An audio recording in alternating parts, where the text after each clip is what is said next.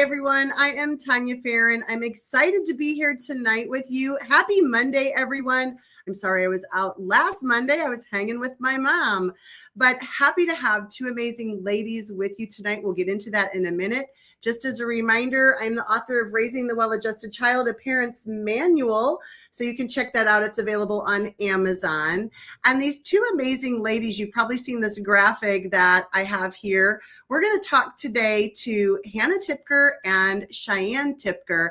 And I'm so excited to have them on the show. Now, the show is intended for us to really talk about a really deep topic about love and loss. And both of these women have experienced love and loss, and they were willing to come on our show and to share about the love and loss that they've had and have experienced in their life. So I'm very excited to bring up some friends of mine. We've got Cheyenne Tipker and Hannah Tipker. So thanks for coming, everybody. So Cheyenne, tell everybody a little bit about you, and then we'll let Hannah tell about her. You can just talk. I think you're good to go. Yeah. Okay, I'm so sorry. It says everyone can see and hear me, but it's not working. Oh, we can hear you perfectly. I can't hear anything. I'm so... Okay, that's all right. You can't hear anything right now? Why don't you go... Oh, no. I'm going to send her out. Hannah, if you want to send her a quick text, she can go out and come back and see if she can hear that. That'll be perfect. So we'll send her back. And when she comes back in, she can do that. And that is totally fine. Absolutely. While she's getting kind of situated. Can you hear us now, Cheyenne? Okay, I'm just hoping and assuming that you're asking about my loss, because I'm so sorry. I have no idea what's going on. I can see your mouths moving. I can't hear anything. So I'm so sorry. I'm going to introduce myself. I'm Cheyenne Tipker. I'm going to share a little about my loss. I lost a baby boy, Eli Shepherd Tipker, at 18 and a half weeks back in May of 2021. I had a normal, healthy, safe pregnancy. This was my second pregnancy up until this point, and I was just at work and had some very familiar feelings of uncomfortable and contractions. I joked to all of my work ladies, I think I'm about to have a baby. And they're like, get out of here. I waited several hours, ended up taking myself into the ER, waited around for 5 hours, and it turned out to be a really big deal. So I've been diagnosed with what they call an incompetent cervix. I laid Trendulum for several days until, unfortunately, we ended up losing our baby boy. And so that's a little about my loss. Yeah. Perfect. Yeah, I'm so sorry. I wish that I could hear. I'm so sorry. That is fine. That is fine. Hannah, I'm guessing she didn't get to your text, but that's okay. I don't think so. Yeah, I don't think so. I'm going to drop her down, and then she can leave and come back in. I'm giving her some signs so Cheyenne might know to leave and come back in. We'll see what happens. So Hannah, tell us a little bit about you, just in general about you. Yeah. So I am Hannah Tipker, as Tania said. I am by day I work in HR. All things HR. I work for a construction company, and it keeps me very much on my toes each and every day. Every day looks very, very different. But yeah, I enjoy it. I'm currently 31 weeks pregnant, so that's very exciting. And just a little, I guess since I started with her loss, I'll share about my loss too. I actually had a miscarriage at 8.5 weeks. So everything seems super normal. I went in for my first prenatal appointment, and there was just no heartbeat. They said your baby is gone. I had some routine lab work after they had told me that my HCG had rose. So there was just some indicators that I thought, I'm not giving up on this little babe yet. I'm going to keep trying. So I went on progesterone for 2 weeks, and, obviously the outcome still wasn't great, but we ended up having to go with a DNC, and that was just because my risk for infection by the time, my body just wasn't doing what it was supposed to. So we went in DNC, and yeah, that's kind of my loss. So yeah. Yeah. Thank you for sharing that, both of you. Can you hear me now, Cheyenne? I can hear you guys. Perfect. I'm so sorry. I'm No back. worries. We were trying to give you the sign. Go out, come back in. Go out, come back in. We're happy to have you here with us. Thank you. So, Thank you. Sorry. thank you for doing that. My question was to introduce yourself. You went into your loss, which is totally fine. Do you want to tell the guests a little bit about yourself at all? Sure, absolutely. So, Cheyenne Tipker, I'm a 31-year-old mom. I've got 3 littles. I have a 6-year-old Titus, a 2-year-old Cora, and then my 1-year-old Carly. By day, I'm just a stay-at-home mom. By night, I'm a nanny to my whole family, practically. Um, um, Not a whole lot Love it. interesting about me. I take my little man to school every day, and the girls and I hang and just I think that's homemake and all the things. pretty amazing. Never call yourself just a stay-at-home mom, because that is Well, definitely a very, very important job. And yes. I commend you for that. That is a hard role, and that's something. As it Boy, stays. that's another conversation for another day for sure. Of like, Yes. how do you manage that? That's a lot of work. So, but we're talking about that, and you both have shared the losses, the loss of your children that you have had, Yes. and what you've gone through with that. And so, I'm grateful for that, because this topic is, it's heavy and it's hard. And Mhm. there's more people than we know, right? Mhm. That have, than we know, and that we do know, that have experienced loss of a pregnancy, and, learning how to deal with it, and to continue your life, continue living, right? And going through life is hard to do. And so I wanted to bring you both on, and I'm so grateful that you took the time, because I want us to learn a little bit more about some of the things that you did during that time. And, again, I've always told them, those of you watching, to just, whatever you feel comfortable talking about, feel comfortable. If you don't, please tell us, I'm not comfortable with that. So that's fine. But, you both went through a pretty difficult, grieving process, I'm sure of it, and, just probably the emotions and the feelings that you were feeling. Hannah, do you want to share kind of what surprised you the most, maybe, or about your grieving process? Maybe Yeah, for something sure. For harder sure. than you thought it would be? Mhm. Yeah. Yeah, I think I can just I remember the day so vividly, because after I found out the news, it just felt like I was like every second was like inching, I was barely getting through the rest of the day. Cheyenne actually met me at my house with like a really sweet book, and everyone kept saying like, I'm sorry, I'm sorry, and I was saying it's okay. Um when I had a minute to like sit in my grief for like probably 10 minutes, I was just like, this is not okay, and this is not how it's, Mhm. you just like from early on you think about a pregnancy and you're like, this is going to be great, and like especially when you're very first pregnant, when you haven't gone through a loss. But I think the thing about my grief that probably surprised me the most was just how slow everything felt. I think that everyone tells you like, oh, you take it day by day, you take it day by day, but truly there are times like when you are sitting just super still in your grief that you're taking it second by second. Mhm. And that it's just I've always said it since I've been through it, but like grief is beautiful and it's messy, and there are just a lot of different aspects of grief. And I think that is another thing that surprised me the most, is like actually finding the beauty in it. But yeah, definitely how slow the process was, and finding the different aspects of grief was something that definitely took me by surprise. Yeah.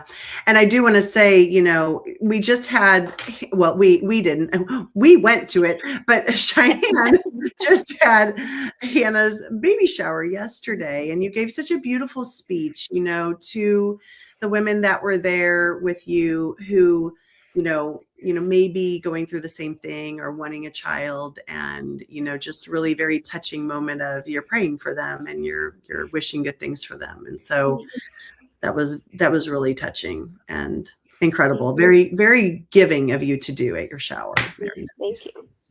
So Cheyenne, talk to us about your grieving process. Your life was a little different. Like both of you, life was a little different at the time, right? Yeah, most definitely. For me, I would say two hard aspects. Number one, already having a little guy. I had Titus; he was two, and so I didn't really have a choice. I don't think to process at the time because I left a hospital, after a few Sure. days and came home. I had to be mom again. I didn't really have time to just process it all. I just went back to that role. Secondly, I would say what really surprised me has been the ongoing, unexpected nature of grief. It didn't stay in a season, and that was probably me being naive and not having ever had to grieve before. But it certainly resurfaces unexpectedly very often, actually, and even today, years I bet. later, I bet that it does. it does. Yeah. And you just don't know what's going to trigger the grief, right? It can Yes. just come out of the blue. Yes, it can. A big one for me was, I've had two girls since that loss, and being back at the hospital and seeing a lot of the same nurses' faces. There are dates, of course, my loss date and the due date, and I Mm, mean, every lost mom can relate to that. But those are some of my triggers, and those are days when grief resurfaces and it just kind of hits you like a bomb, and you just have to hit it head on and feel it mhm, all and just get mhm. through it. Yeah. Right, exactly. Mhm. Well, you guys are very strong women, and because I'm sure it was harder than that, than just being able to just move on all the time. But thank you, Christy, for joining us. She is ever faithful to come to our shows, as well as Oh, Lisa Fevick. Thank you so much. And my dear friend Leslie, appreciate you for being here as well, while we talk about this topic. And so if you have questions for the ladies, feel free to drop them in the chat, and if we can get to them, we will.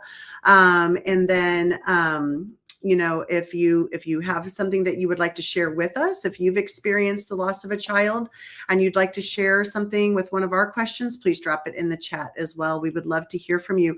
Our goal is to help support other women who might be going through this, or can, have had this, or are worried about it, or having difficulty getting pregnant. We would love to communicate with you about that. So how have you guys helped each other? So this really kind of connected the two of you, I think. I don't know. Did it? Your yeah. sister-in-laws, you're married to brothers, Yes. their mom's one of my best friends. Like, how did y'all get connected here? Like Yeah. super connected. You know what I Yeah, mean? I would absolutely say it was through loss. Hannah and I have been close for multiple reasons. We both grew up not within this area, kind of in the southwest corner of Missouri, so we've got that in common. We've got these southern accents in common. No, these goofy, quirky things, but no, I would say loss was definitely the glue, and the point where we both bonded very uniquely. So I lost Eli on May 22nd of 2021, and then several years later on the same date, Hannah had her miscarriage. So not only as sister-in-laws did we endure loss together, but ironically the same date. And Yeah. that makes this very unique. I'll allow Hannah to share if she would like to add to that, and then we'll be excited to share about Lily Mays as well. Mm-hmm. Yeah, I definitely think, kind of like Cheyenne said, I feel like both of us are very outgoing people, and you know, like we clicked really well from the beginning. But definitely after loss, and she's always been like a sister that I never had, so I was able to lean in her in ways that I wasn't able to lean in anybody else. And I feel like for me personally, I was just like searching for someone that understood, and she was like always the pick up the phone and call gal. So I think definitely that is when yeah, we made this like very strong connection that will last a lifetime for sure. And it has been a beautiful in its own way type of thing. So Yeah. Right. Yeah. You know, and I have, you know, my, you know, just some personal, you know, I have a daughter who's lost a fiance, not a child, but a fiance. And, you know, one of the things I really learned about that grieving process, like I learned so much by watching her friend go through this process that, you know, there's no one way to grieve. There's no one way. And one day it might be this way and one day it might be that way. And there's so many words that I think people are worried about saying to people, just like and I think they don't know what to say. You know what I mean? They don't know what to say. Kind of like how Hannah was saying that, which you might have been gone in that moment, Cheyenne. I don't know, but she said, you know, people were coming over saying, "Oh, it's okay," and she's like, "Yeah, I'm okay. It's okay." And then she's like, "But wait, I'm not okay. Like this is not okay." No, I You know, kept like telling Hannah when I saw her, no, don't say that to anybody. yeah, It's not okay, and you don't have to be okay. right. You don't have to be okay, and there's Yeah. no timeline that, oh, now it's been a year, so you should be able to move on or move past this, you know, and you know, and so there's no timeline, and I don't think there's ever like it's never going to be gone, you know, you don't Yeah. want it to be gone.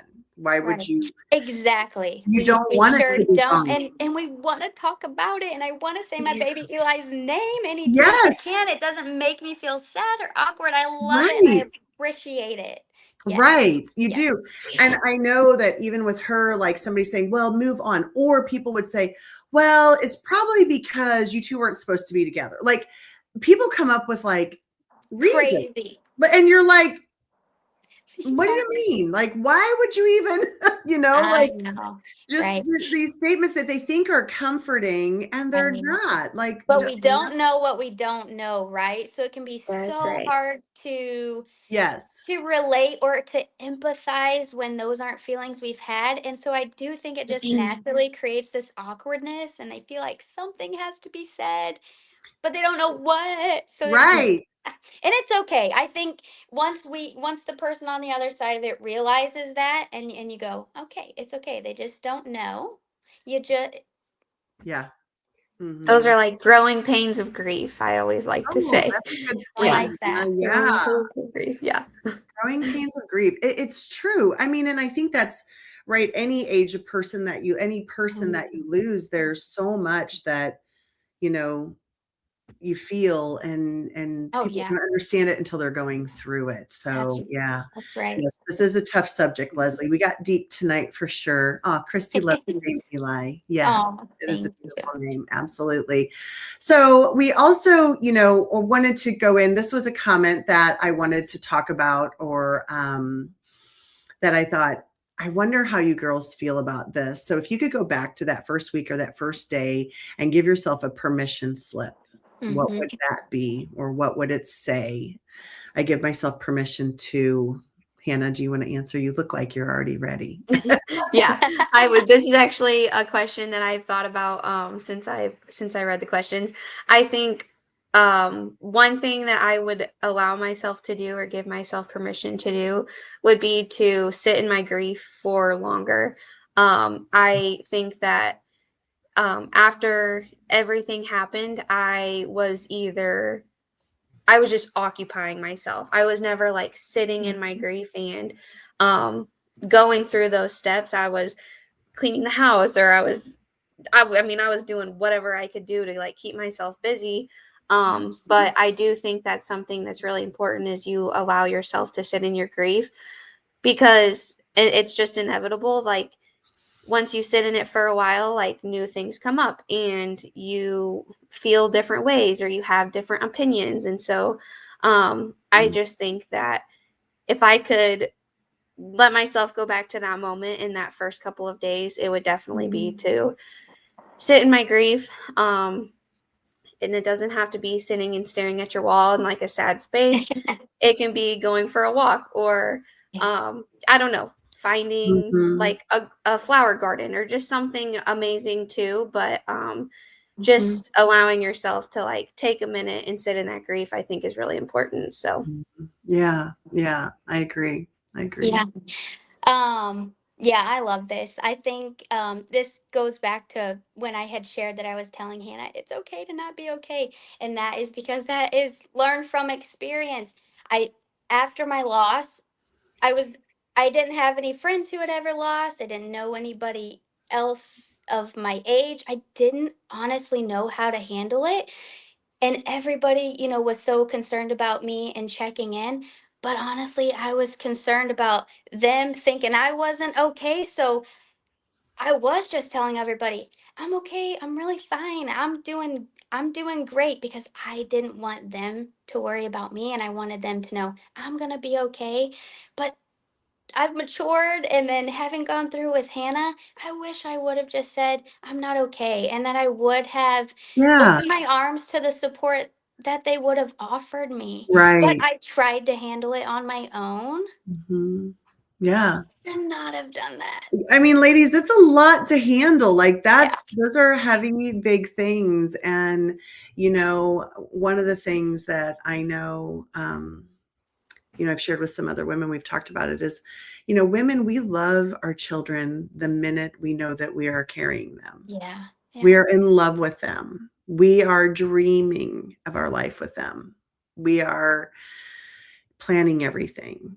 And so that, being able to take the time and sit in that and say this, like, I'm not going to experience this with this one, is it's hard, disheartening and really hard to do. And so I love that you're telling people to go back in and say, I'm not okay.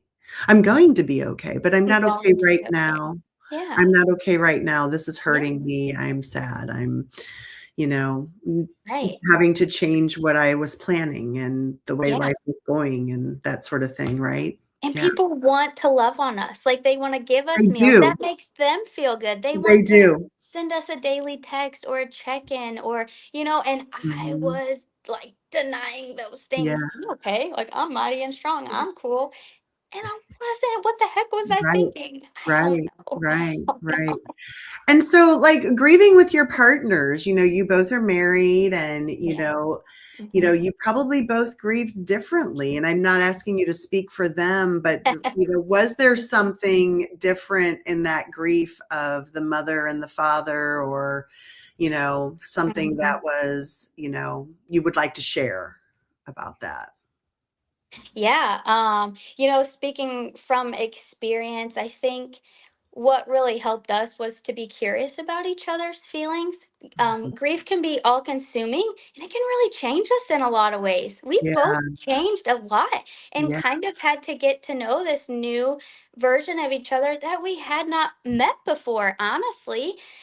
So, um, Tyler liked to work a lot and try to stay busy and be out of the house, and I'm stuck at home being mom and just crying a lot, and at first it kind of created a wedge. It was sure. hard. I Yeah, wanted to talk about Eli, and I wanted him to come home and ask, and I just wanted to cry and be held, and I just wanted to be a ball of emotion all night, and sure. he's kind of like, "Ooh, this lot just got home from work." Like, whoa, dang, So it did kind of create this wedge. But once we had open communication and became curious about each other's feelings, we started to learn how to best support each other, Mhm, and deteriorate the wedge per se. mhm. So yeah, Well, yeah, and I'm sure that hard. changed moment to moment. Thank you for sharing that. Yeah, I'm sure it yeah, changed maybe one day you were fine with it, and the next day yeah, you were blubbering, right? And true. Yeah, uncontrollably crying and,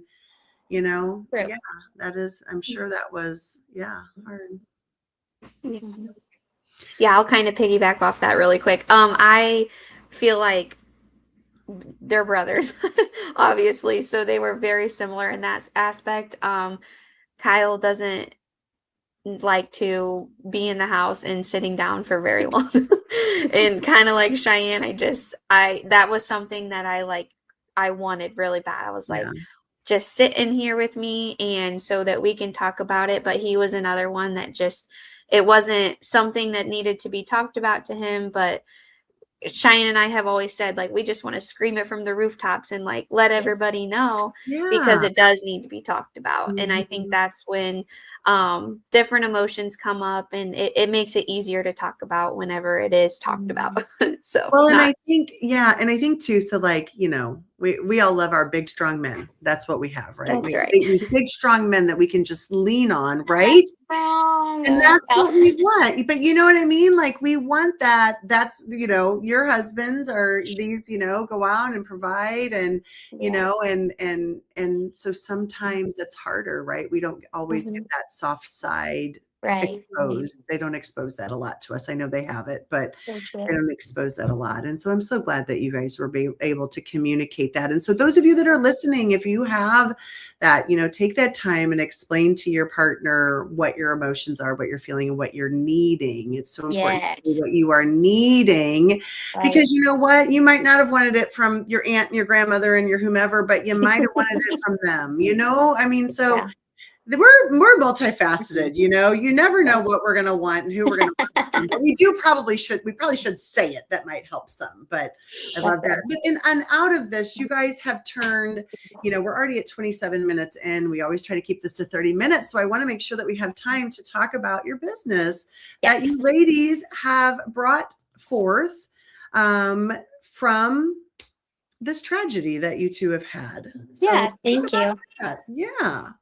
Yeah, so this is Lily Mae's permanent jewelry. I'll try to make it fast, and Hannah can You're type it good. at the end if she wants. Yeah, so after Hannah's loss, I'll never forget where I was. I was leaving my old work from my old boss's retirement party. Hannah calls me and she's like, "We got to do something. We have to do something with our grief. We need to do something honorary." I'm like, "Yep." Yep, we do. Like, no brainer. We got this. I said, whatever we do, it has to be called Lily Mae's. That was something I had journaled in the hospital. I was still pregnant with Eli and had not lost him yet, but was writing poems and journaling and all these things. And Lily is the flower of the month of May. And then I knew May was going to be our last month. So Lily Mays, if anything, honorary. She's like, that's awesome. That's perfect. We were brainstorming what could we do, and jewelry stuck out. So I have like these special rings with all of my children's names, and I have one with Eli and his lost date on there. And Tanya, I actually have a necklace from you with Eli's birthstone Yeah. on it. And there were just multiple pieces. I have a lily necklace. So Hannah had also received special pieces, and we said, okay, we're going to do something with jewelry. We Mhm. obviously don't want to reach just a particular demographic, and permanent jewelry had been so big, and upcoming at the time. So we said, okay, permanent jewelry. And we started with rainbows as a charm for rainbow babies, and we started with birthstones. And then from there, we've just kind of grown this little company into something that can reach all women. And we love attending events. We've made so many friends, awesome connections. We love talking about our loss. I mean, we get asked all the time, about the name of our company. And it is a really cool opportunity and unique for us to get to share. So I'm going to quit blabbing. I'm going to let Hannah say what she wants, but it's been awesome and a total blessing to us for so many Yeah, reasons. I would 100% agree. I think it's been just an absolute blessing. Like Shai said, we have made beautiful connections. I actually just had someone reach out to me from my hometown, and she just recently went through a loss, and she was like, you know, what you're doing by sharing your story and creating a business is like the most beautiful thing that someone could do in the thick of like you're grieving. And so, yeah, I just think making those connections. Obviously, we're both talkers. We love to talk. And so once that conversation gets flowing, like we've met some really amazing women out of it. And I know that we will continue to do so. And it really has just been a way to like I said in my shower yesterday, like turn our ashes into beauty. And we have definitely done that to the best of our ability. So it's been an amazing experience, and something that I would never take for granted, because not everyone gets the opportunity to just start their own business on a whim. So it's been really fun.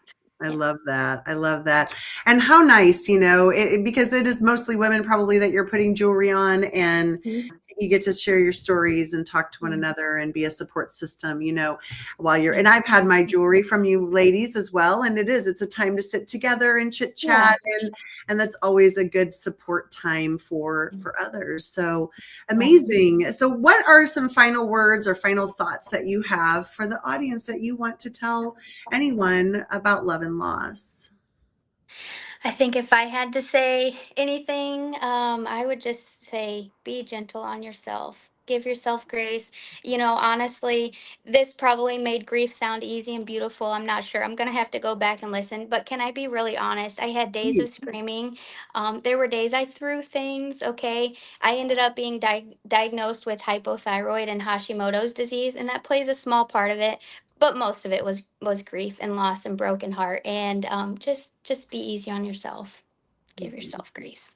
Yeah, I would piggyback off of that and say, I know most of us, we have an army behind us, and we have our villages, and like Shai had kind of mentioned earlier, let yourself lean in those people in that moment, because it is like she said, it makes them feel good, and all while helping you. And that's the most important thing when you're grieving, is that you're at like this vulnerable state, and you need help, and you need to lean on others. So definitely take advantage of your army for sure. I love that. Thank you both for being here tonight. I appreciate you. If you'll just stay back for after we close out the ending. And thanks everybody for watching. You can connect with Cheyenne and Hannah mostly on Facebook, but they are available on LinkedIn, so you can pop into them if you have similar experiences, want to talk about that. I'm sure they would be open to a connection.